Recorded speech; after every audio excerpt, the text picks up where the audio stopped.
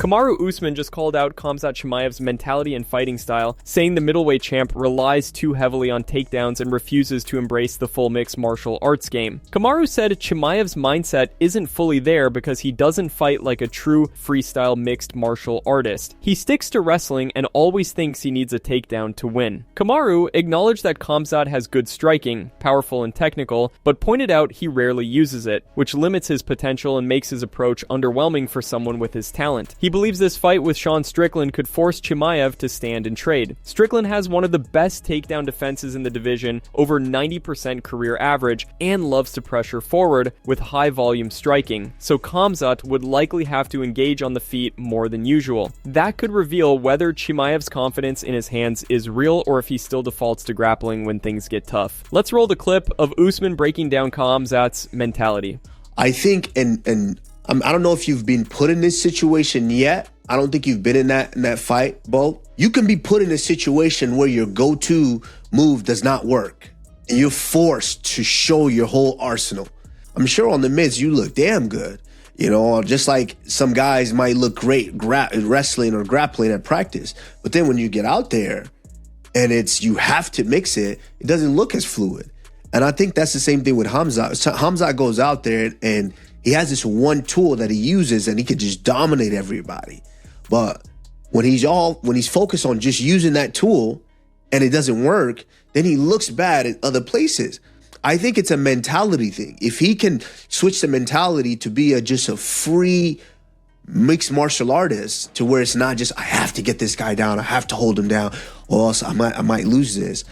Jon Anik and Merab Dvalishvili's coach Ray Longo just gave their takes on the interim heavyweight clash between Alex Pereira and Ciryl Gane. Jon, as a commentator, can't make an official prediction, but he called it a fascinating matchup. Pereira's devastating power and one-punch knockout ability against Gane's elite kickboxing and footwork. Ray Longo picked Poatan to win. He reacted to the current betting odds, Alex as a slight favorite, and said it feels right. Alex's power is scary at heavyweight, and one clean shot could end it quickly. Longo acknowledged Gane's jab and experience, but leaned toward Pereira's finishing ability and ability to close distance fast as the deciding factors at the White House event. The matchup is heating up as Alex pursues heavyweight after vacating his light heavyweight belt, while Aspinall remains sidelined long-term by eye injuries. Ciryl's experience against the absolute elite of heavyweight adds huge weight to his chances. He has fought John Jones, Francis Ngannou, and Tom Aspinall, all in title fights, and has also faced top contenders like Derek Lewis and Alexander Volkov. Let's roll the clip of Jon Anik and Ray Longo breaking it all down. I just think because of the striking dynamic and this guy's going up another weight class, it's a really good fight. That's a great fight. And I think it's one that, Alex has like a slight advantage, although Gane's been in there with everybody and, he's not going anywhere. But this is different because, Pereira can kickbox. That's his background. So it should be, I think the odds are perfect on that fight. It should be a slight advantage. Gosh, I would be leaning towards Pereira, but I don't think that's an easy fight at all because Ciryl Gane's jab can pose a lot of problems. You're talking about a proper heavyweight who is extremely athletic and not an easy one to pick, but I would be leaning the way of Alex Pereira.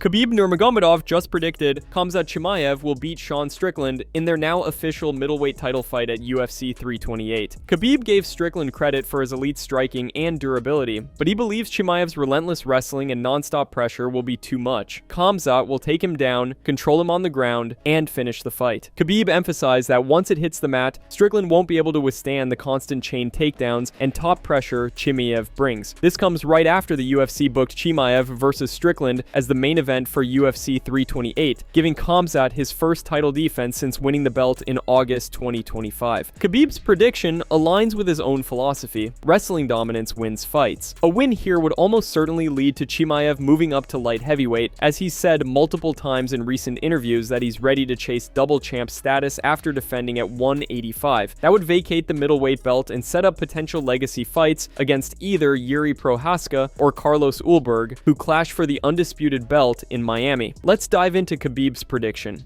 Brother Khabib, what do you think of Khamzat Chimaev? He's got a fight. Who do you think will win? Why I think? Or you ask, what do you think? What do you think? I think he's gonna win. I don't think this guy can stop his wrestling, pressure, ground game. Even in stand-up, he's very good. He's good on his hands. But I think he can take him down and finish. I really believe. I don't think he can stop him. Brilliant. Jazakumullah khair. Assalamu Thank you alaikum. very much.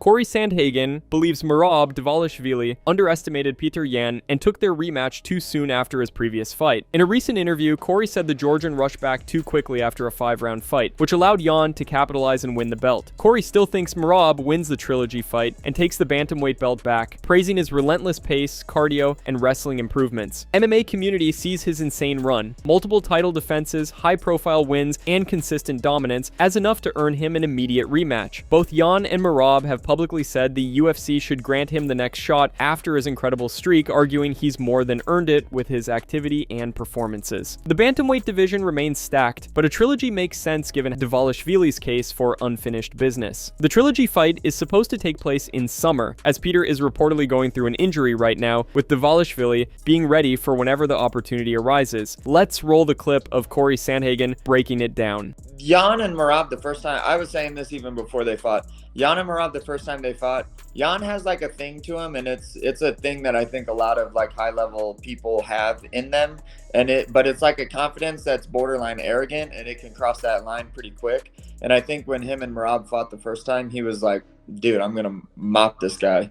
And then a couple things went wrong, and it just spiraled from there. So I knew it was going to be a much closer fight. I still thought that Merab was maybe going to win, but yeah, Yan did a good job. I still think though, and Merab took the fight way too soon in my opinion too. He should have game planned for Yan a lot longer and given Yan a little bit more respect in that regard. But in the next fight, I'm pretty sure it's going to be a very, very, very competitive fight where I could actually see Merab winning this one. Give him enough time to get ready. I think Yan just had surgery or something, so he's going to be on the couch for a little bit. And yeah, I think it's going to be a much, much closer fight this time around.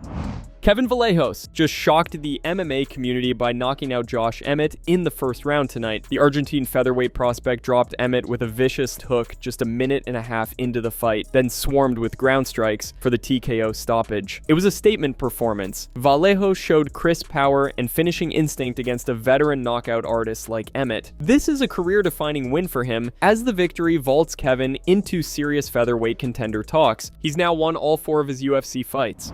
That's it from MMA Psycho. Thanks for watching. Don't forget to leave a like and subscribe for daily MMA news.